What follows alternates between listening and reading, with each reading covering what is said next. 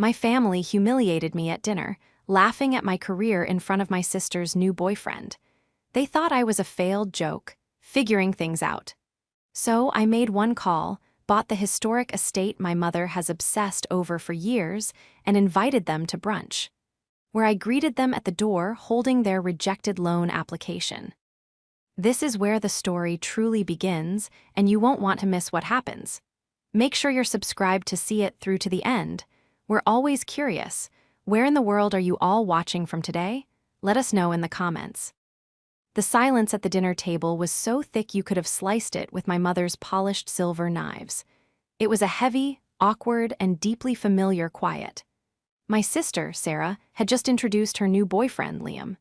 He seemed nice enough, bright-eyed, polite, and clearly trying to make a good impression on a family that was, at its best, a minefield of passive aggression.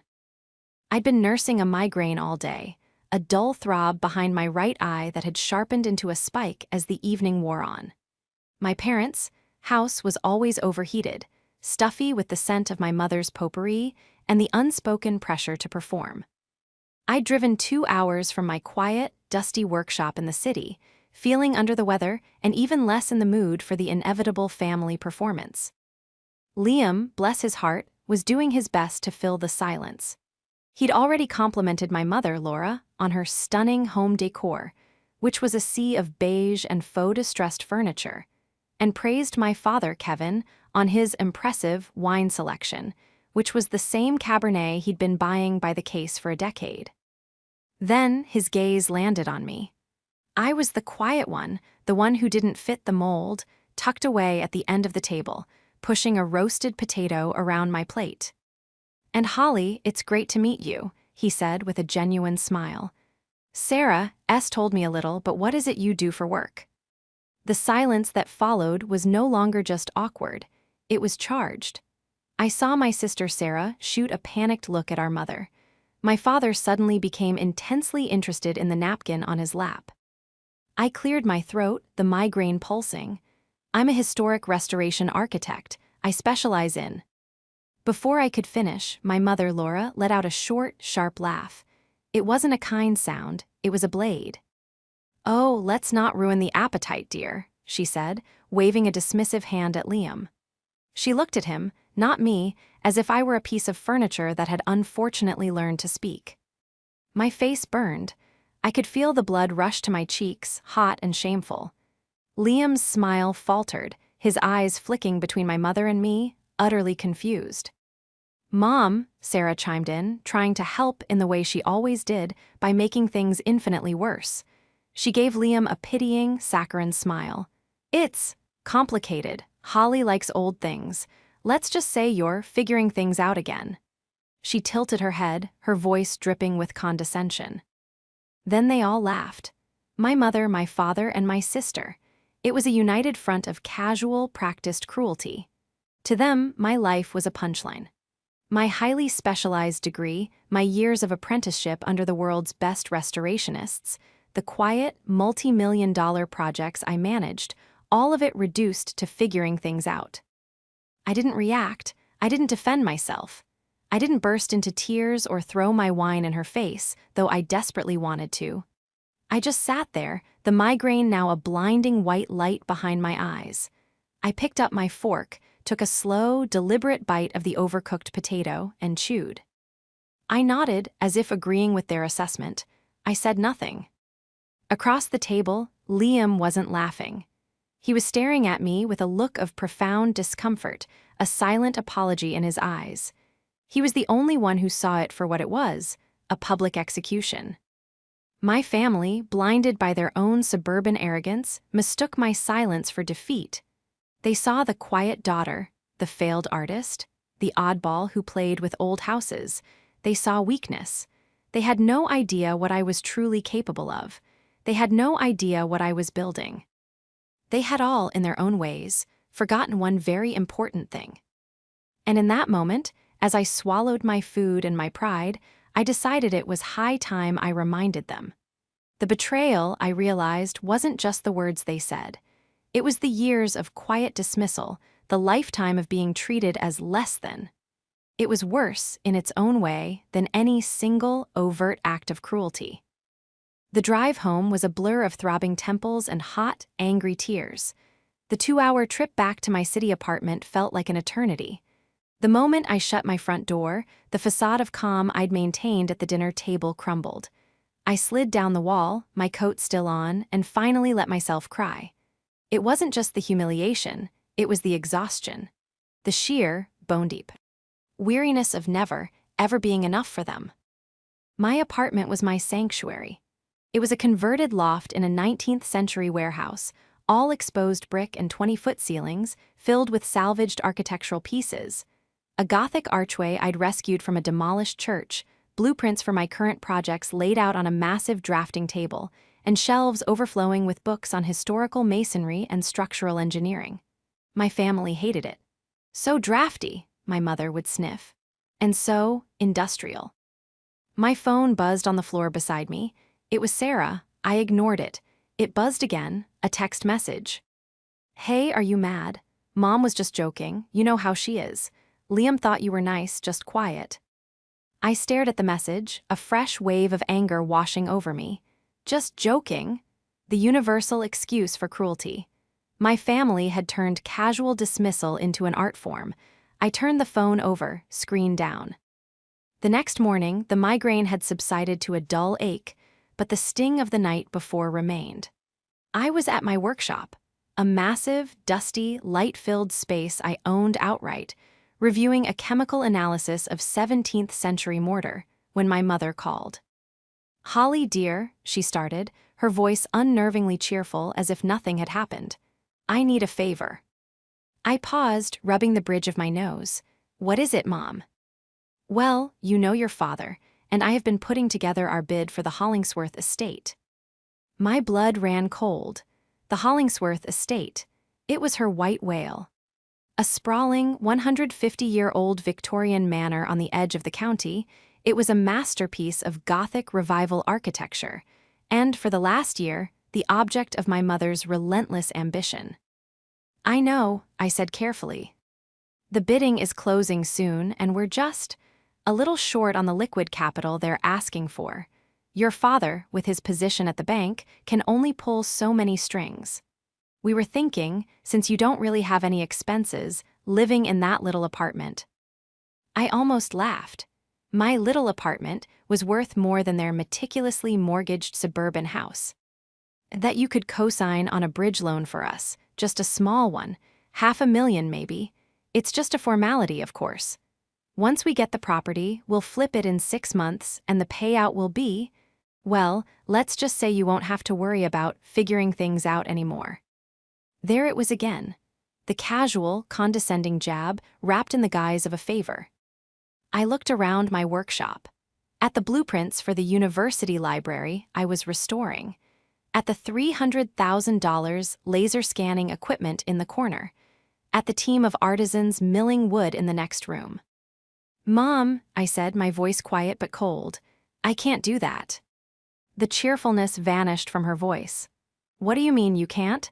It's just a signature, Holly. Don't be difficult. This is important. This is for the family."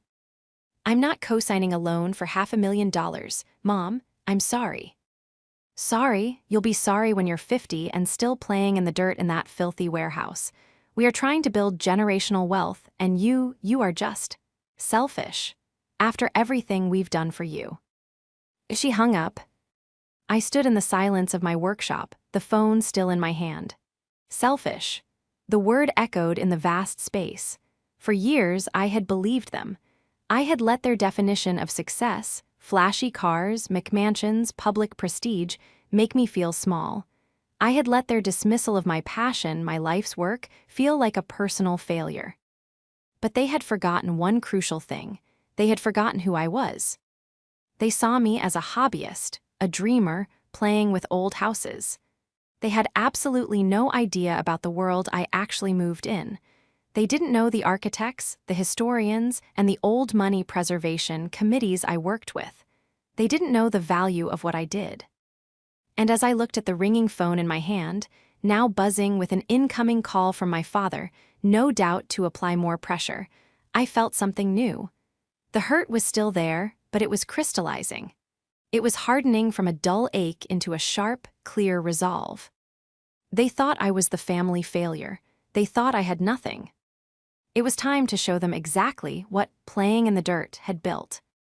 To understand my mother, Laura, you have to understand the Hollingsworth estate. For her, it wasn't just a house.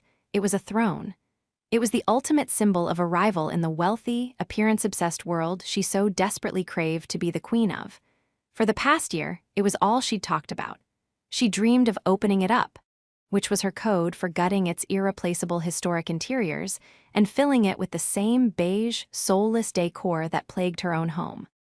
She wanted to erase its history and turn it into a sterile, profitable flip. My devotion, on the other hand, had always been poured into my work, a field my family actively despised. I was the bee. Black sheep not because I was rebellious, but because I was quiet. While my sister, Sarah, was building a brand as a lifestyle influencer, posting sponsored content about teeth-whitening strips and fast fashion hauls, I was getting my hands dirty. I paid for my own master's degree in architectural preservation. I spent my 20s in Europe, apprenticing under masters, learning to restore crumbling frescoes in Italian villas and analyze the structural integrity of medieval cathedrals. When I returned home and started my own firm, my family was baffled. But who pays for that? My father, Kevin, would ask, his bank manager mind unable to compute a business model that wasn't based on quarterly profits and loan-to-value ratios. Governments, historical societies, universities, private collectors, I'd explain. People who want to save beautiful things. This only confused them more. My mother, in particular, was openly disdainful. Laura was a residential real estate agent in a mid-level suburban brokerage. Her entire professional life was built on quick sales and commission checks. To her, a building's only value was its square footage and its curb appeal. The idea of spending millions to save an old building instead of flipping it was, to her, laughably naive. It's a shame, really, I once overheard her telling her friends at a barbecue. Such a bright girl, and she chooses too well. It's like a charity, really. A very dusty, unprofitable charity. I never told them when I landed my first 7-figure contract. I never mentioned being flown to Kyoto for a consultation. I never showed them the magazine features in Architectural Digest or Preservation Today. What was the point? It wouldn't have mattered. In their eyes, I was Holly, the quiet disappointment, the girl figuring things out. Sarah, meanwhile, was the golden child. Her life was a performance, and my parents were her most devoted audience. Her thousands of Instagram followers, her free products, her flashy but leased convertible, this was success they could understand. It was visible. It was loud. The night of the dinner, after my mother hung up on me, the pieces began to click into place. The anger I felt was righteous. It was the cumulative weight of decades of being minimized. That's when I remembered Mr. and Mrs. Blackwell. They were the current owners of the Hollingsworth estate. I had met them 2 years prior at a preservation gala in Boston. They were in their 80s, sharp as tacks, and the last of a long, quiet line of old money. They were also, as it happened, major philanthropists in the world of historic restoration. They knew my work. They'd even funded a small research grant I'd won years ago. I remembered a conversation I'd had with Mrs. Blackwell over champagne. She'd been lamenting the state of her family's ancestral home, the Hollingsworth estate. "We can't keep it up, my dear," she'd said, her voice thin but strong. "But the thought of selling it to one of these developers, these flippers who want to paint everything gray and tear out the original details, it turns my stomach." My heart was hammering in my chest. I walked over to my desk, pulled out my old Rolodex, a habit I'd kept, much to my sister's amusement, and found the card for the Blackwells' private family office. My mother saw the Hollingsworth estate as a pile of bricks to be exploited for profit. She was trying to get a loan from my father's bank, using her flashy real estate clout to force a sale. She had no idea that I, the dusty charity case, was on a first-name basis with the very people who held her dream in their hands. They weren't just owners, they were guardians, and they were looking for a specific kind of buyer. They were looking for someone who would honor the estate's legacy, not erase it. They were looking for someone exactly like me. The next morning, I made the call. I didn't call the listing agent, the one my mother was probably schmoozing. I called the Blackwells' private number in Boston. A secretary with a crisp, old-world accent answered. I gave my name and my firm's name. I was put through almost immediately. Miss Holly, Eleanor Blackwell's voice crackled on the line, surprisingly warm. What a genuine pleasure. I was just reading the feature on your work at the Atwater Library. Simply breathtaking. My mother didn't even know the article existed. Thank you, Mrs. Blackwell. That's very kind, I said, my voice steady, though my pulse was racing. I'm calling, perhaps out of turn, about the Hollingsworth estate. Ah, yes, the albatross, she sighed. We're in the final stages of reviewing bids. It's been disheartening. So many people with sledgehammers for eyes. This was my opening. What if, I said, it wasn't a flip? What if it was a restoration? A true, meticulous preservation of the building's character, turning the grounds into a center for architectural study. There was a long pause on the line. Go on, my dear. I'm not interested in it as a developer, Mrs. Blackwell. I'm interested in it as a restorationist. And as a home, I'd like to make a cash offer. The shift in her tone was immediate. It went from weary to energized. A cash offer? From you? Oh my, that changes things. George, I heard her call to her husband. Get in here, it's Holly the architect. We spoke for an hour. I laid out my vision for the estate, not a gut job, but a loving, painstaking return to its original 1880s glory. I told them I wanted to make it my permanent home and the main office for my firm, a showpiece of what true preservation could be. By the end of the call, they were ecstatic. We have several bids on the table, I must tell you, Mrs. Blackwell said, her voice all business now. One, in particular, is from a very aggressive local agent, a Laura something. Frankly, her proposal was an insult. She wants to subdivide the land. My mother, of course. Our lawyer has been handling the bids, she continued. But a private, all-cash sale to someone with your credentials. Holly, this is the answer to our prayers. Can you have your financials to our attorney by end of day tomorrow? I can have them to him in the next hour, I replied. This was the clever trap my family had never seen. My perceived failure was my greatest weapon. Because I wasn't flashy, I was rich. Not influencer rich, with free vacations and a leased car. I was historic restoration rich. A quiet, substantial, seven-figure liquid assets rich that came from managing massive, multi-year, multi-million-dollar contracts for clients who valued discretion above all. My family saw my 10-year-old truck and assumed I was broke. They had no idea it was a conscious choice. I didn't invest in things. I invested in my business, my properties, and my craft.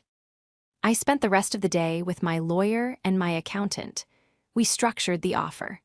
The $500,000 my mother had demanded for a loan, I wired it from my investment account as the non-refundable deposit. The rest of the multi-million-dollar purchase price would follow from my business accounts upon closing.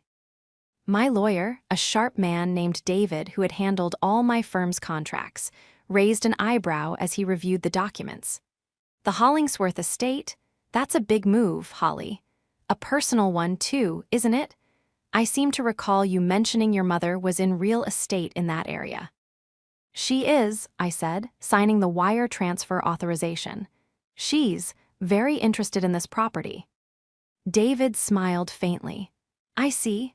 Well, this should be straightforward. The Blackwells' attorney is already drawing up the papers. They're rejecting all other offers as of this afternoon. He then handed me a thin stack of papers. Speaking of other offers, he said, the Blackwells' attorney faxed this over as a professional courtesy. He thought you'd find it illuminating. It's the rejected bid from Laura and Kevin last name. I looked down. It was my parents' loan application, the one from my father's bank, the one they wanted me to co-sign. It was all there: their inflated income, their over-leveraged assets, and a laughably lowball offer that was contingent on 90% financing. Stamped across the front in red ink was one word: rejected. I held the proof of their desperate, failed ambition in my hands, and I knew exactly what I was going to do with it. The closing was fast. Cash offers, especially to eager sellers like the Blackwells, moved at lightning speed. In less than a week, the keys to the Hollingsworth estate were in my hand. The weight of the old, ornate brass keys felt solid and real. I spent the next few days on site, walking the echoing halls with my core team. The house was magnificent. Dusty and neglected, yes, but the bones were breathtaking. Original millwork, stained glass windows, a library with a hand-carved ceiling. My mother's plan to open it up would have been a crime. My family, meanwhile, had been eerily quiet. My mother was clearly furious about my refusal to co-sign, and my father and sister had fallen in line, giving me the silent treatment. It was a familiar, juvenile punishment, and for the first time in my life, it didn't bother me at all. I was too busy. I decided the catch-up brunch needed a personal touch. I, the quiet one, the one who couldn't cook, spent an entire Saturday baking. I made croissants from scratch, a quiche Lorraine, and a lemon elderflower cake. I set up a single, long table in the estate's enormous, dusty, but beautiful conservatory, overlooking the overgrown gardens.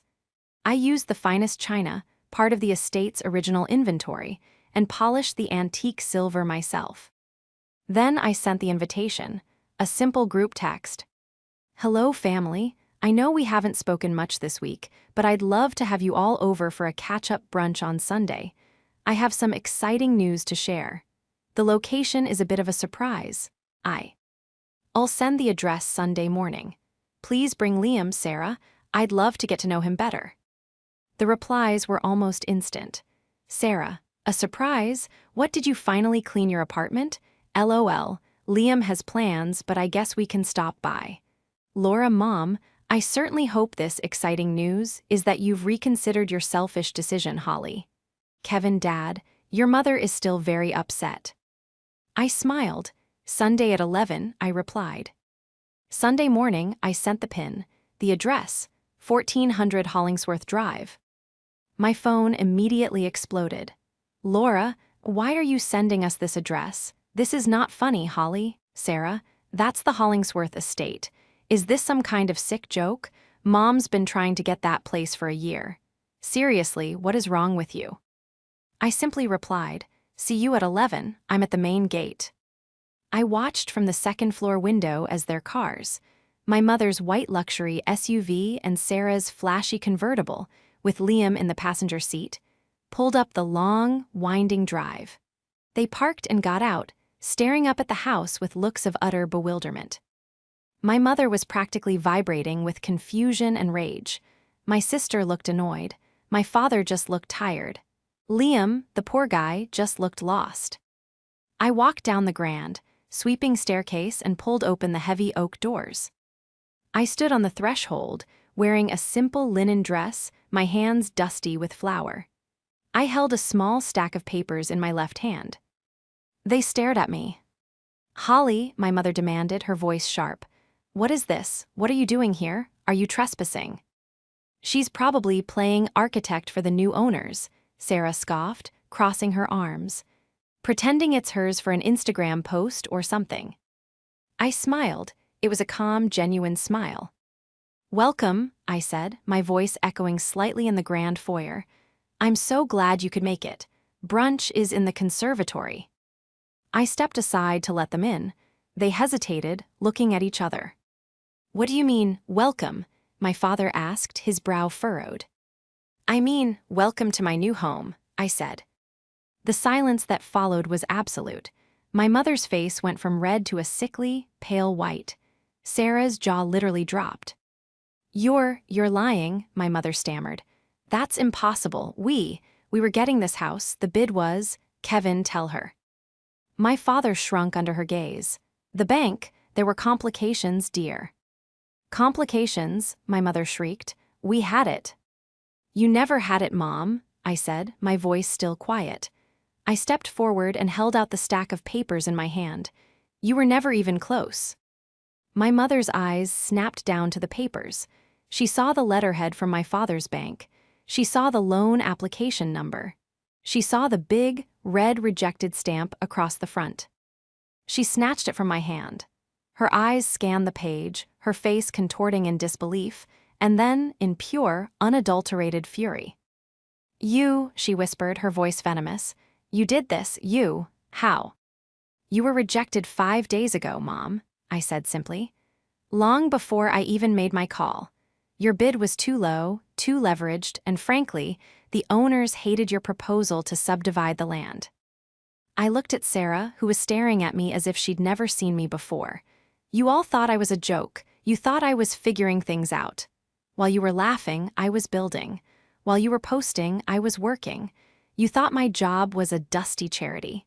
You had no idea what I did or who I knew. So you just bought it?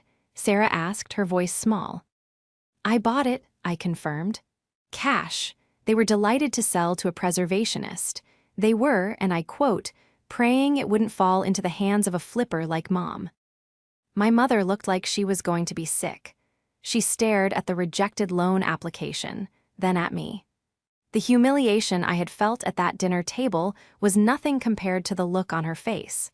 It was the look of a queen who had just been checkmated by the pawn she never even bothered to watch. Get her out of here, my mother seethed, not looking at me but at my father. Kevin, this is fraud. She stole this from us. Call the police. Laura, stop, my father said, his voice weak. He was staring at the loan application in her hand. He knew it was real. He knew, as a bank manager, exactly what it meant. It meant their over-leveraged attempt at a flip had been dead on arrival. It's not fraud, Mom, I said calmly, stepping back into the foyer. It's a sale. You bid and you lost. I bid and I won. That's how real estate works. You, of all people, should know that. You snake, Sarah suddenly burst out, her face red and blotchy. You did this to humiliate us. You've been planning this. You let us laugh at you. You laughed at me all on your own, Sarah, I replied, my voice losing its softness, hardening with the edge of years of resentment. You've all been laughing at me my entire life. You thought I was a failure because my life wasn't as loud as yours. You thought because I'm quiet, I'm weak. You thought because I don't flaunt my money, I don't have any. I turned to Liam, who had been standing by the door, frozen in silent horror. Liam, I'm so sorry you're here for this. There's quiche in the conservatory. Please help yourself. The rest of them I'm not so sure about. Liam actually took a step toward the conservatory before Sarah grabbed his arm. Don't you dare, we're leaving. Yes, we are, my mother snarled. She threw the rejected application on the floor. This isn't over, Holly. You have no idea what you've just done. You've declared war on your own family. No, Mom, I said, picking up the papers. You declared war a long time ago. I just decided to finally fight back. They stormed out. Sarah dragged a bewildered Liam with her. My father gave me one last, fleeting look. It wasn't anger. It was a strange, almost impressed, fear, before he followed his wife to the car. I watched them drive away down the long gravel path, and then I went into the conservatory and ate a slice of quiche. It was delicious. The war, my mother declared, came swiftly, and it was just as petty as I'd expected. The next day, I started receiving calls. The first was from the local zoning board. A neighbor has filed an anonymous complaint about unpermitted work at 1400 Hollingsworth Drive. I smiled. I haven't even started, but here is my permit number for the initial structural analysis, which was approved last week. The call ended quickly. The next was from my aunt, my mother's sister. Holly, your mother is devastated. How could you steal her dream, after all she's done for you? What has she done for me, Aunt Carol? I asked. Paid for my college? No, I took loans and paid them off. Supported my career? No, she mocked it. What exactly am I supposed to be so grateful for? She hung up. Then Sarah's attack. She posted a long, tearful Instagram story. It was a masterpiece of manipulation. Her, in black and white, looking fragile. The text overlay read, "Family is supposed to be your safe space. But sometimes the people closest to you are the ones who betray you the most, praying for healing after a devastating, selfish act by a family member. Family drama betrayal heartbroken." Her comments section exploded with sympathy. "Oh no, Sarah, what happened?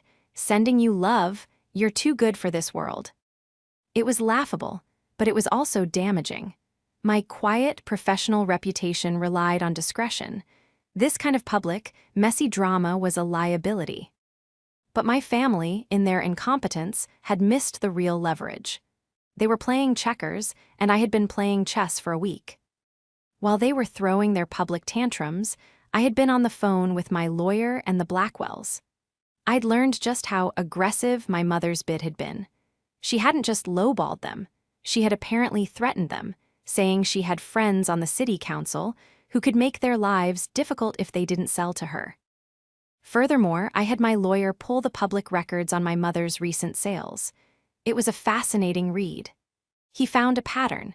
She would target elderly homeowners, befriend them, and convince them to sell to her development company, which was just an LLC in my father's name for far below market value.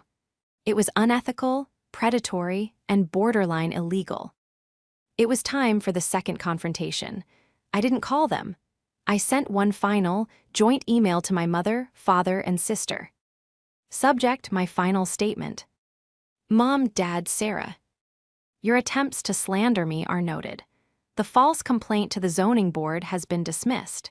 Sarah's vague, manipulative social media posts are pathetic. Here is what you seem to not understand. You are playing a game you have already lost. Mom, I am now in possession of 3 sworn affidavits from the Miller, Chen, and Thompson families, all detailing your persuasive, real estate tactics. It seems you have a habit of pressuring elderly clients to sell their problem homes to an LLC that, oddly enough, is registered to Dad. The State Real Estate Board will be very interested in this pattern.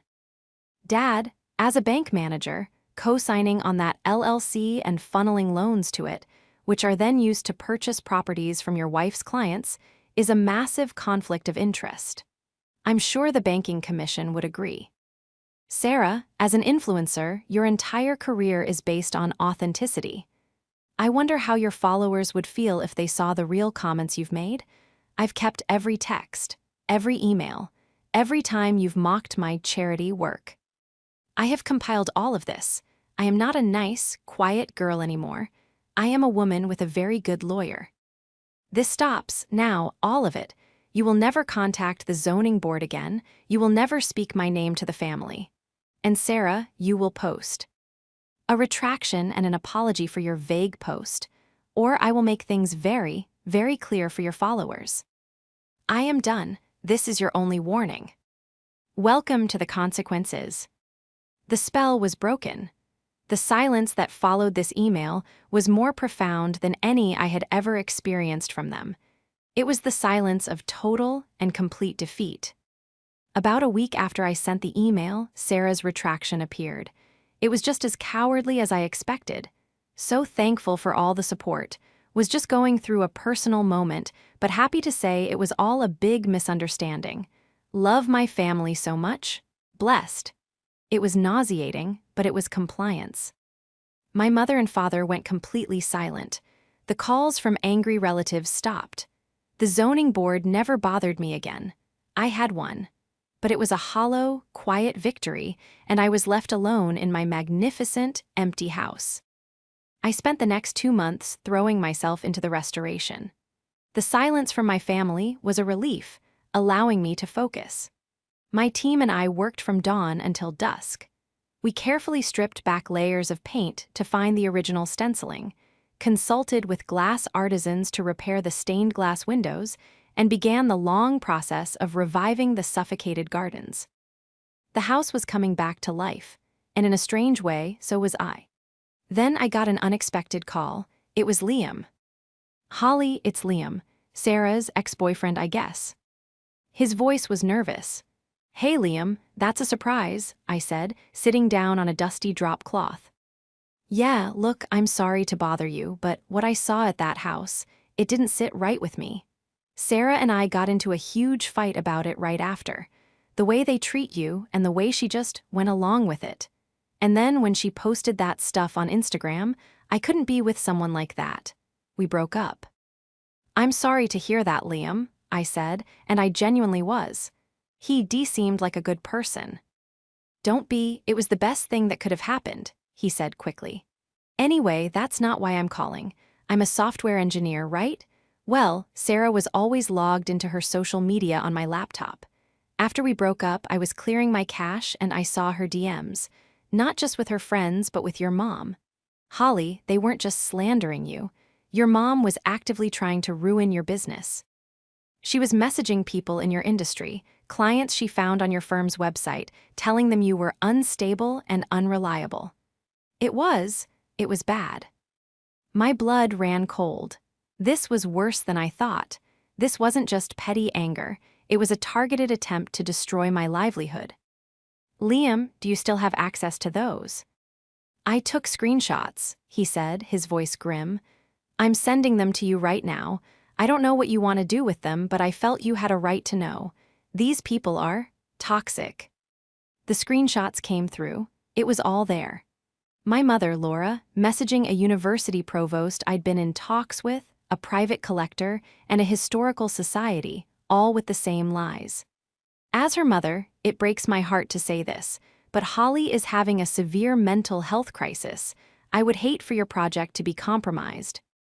This changed everything. My email warning wasn't enough. They hadn't stopped. They had just gotten quieter, more insidious. It was time to end this, not with emails, but in public. The annual Preservation Society Ball was in 2 weeks. It was the biggest event of the year in our region. This year, for the first time, it was being held at the Hollingsworth estate. At my house. The society had begged me, and I'd agreed to host it as a work-in-progress gala. My parents knew about this event. My mother, as a local real estate agent, always bought a table, desperate to network with the old money and wealthy developers in attendance. I knew they would be there. They wouldn't be able to resist the chance to be seen at the Hollingsworth estate, even if it was mine. They would come, pretending all was forgiven, to save face. The night of the ball, the estate was transformed. Hundreds of tea lights lit the drive. The foyer, though still rustic, was clean and grand. In the ballroom, my team had set up scaffolding as an artistic feature, and the tables were set among the beautiful, half-restored murals. I saw them walk in. My mother, Laura, in a tight-fitting, garish sequin gown, my father, Kevin, in his old tux, and Sarah, in a dress that was clearly gifted, already taking selfies. They smiled and waved at people as if they were the hosts. I waited. I let them get their drinks. I let them mingle. I let my mother hold court at her table, no doubt complaining about the slow progress of the restoration. Then it was time for the host's speech. I was introduced to a wave of warm applause. I walked to the podium, which was set up at the front of the ballroom. Thank you all for coming, I began, my voice clear and strong, amplified by the microphone. Welcome to the Hollingsworth estate. It is a privilege to be its new guardian, to be the one to save it from sledgehammers. A few polite laughs. I saw my mother smile tightly. I've always believed that our work in preservation is about truth, I continued. It's about peeling back the layers of paint, the ugly additions, to find the true, original structure beneath, to find the character. I paused, my eyes scanning the crowd until they locked on my mother's. It's a philosophy I've had to apply to my own life recently. Many of you know my mother, Laura, a local real estate agent, and my sister, Sarah, a lifestyle influencer. I pointed them out. The spotlight obligingly swung to their table. They looked surprised but pleased by the attention. They have been so invested in my career, I said, my voice dripping with irony. So invested, in fact, that my mother has been personally messaging my clients, telling them I am mentally unstable and unfit for work. The room went completely silent. The only sound was a champagne flute shattering as it slipped from someone's hand. My mother's smile was frozen on her face, a grotesque mask. Sarah's face went white. She, along with my father, a manager at the local bank, were angry, I went on, my voice resonating with cold, hard clarity. Angry that I bought this house, the one they tried and failed to buy. Angry that the family failure turned out to be the only one with the resources to save it. And so, they decided that if they couldn't have the house, they would try to destroy my reputation. I held up my phone, connected to the projector. On the large screen behind me, Liam's screenshots appeared, my mother's DMs, her exact words, "A severe mental health crisis. Unreliable." A collective gasp went through the room. People were turning in their seats, staring at my family. My mother was shaking her head, whispering, "No, no," but the proof was 50 feet high. "This is the real truth under the paint," I said. "This is the character of people who would rather destroy their own daughter's livelihood than admit she was successful. This is who they are." My mother stood up so fast her chair screeched and fell over. She pointed a shaking finger at me. You little." "Mrs. Last Name," a deep voice boomed. It was Mr. Abernathy, the head of the State Preservation Society and one of my biggest clients. He stood up, his face a mask of thunder. "I think you and your family should leave. Now." My mother looked around. She was surrounded by the very people she had spent her life trying to impress, and they were all looking at her with pure, unadulterated contempt. Sarah was already gone, having bolted for the door the second the screenshots appeared. My father, his face ashen, was pulling on my mother's arm. "Laura, we're going, now." My mother gave me one look. It was not anger. It was not sadness. It was the hollow, empty look of total annihilation. She had been publicly and completely exposed. She turned, and without another word, my father guided her stumbling, broken form out of the ballroom. In the silence, I took a deep breath. "Now," I said, my voice lighter. "If you'll all please follow me, I'd love to show you the original ceiling frescoes we've uncovered in the library." The applause that erupted was deafening. The downfall was as swift as it was total. The fallout from the preservation ball was catastrophic for my family, a social and professional atom bomb. By the next morning, the story was already circulating among the tight-knit community of old money and local business leaders.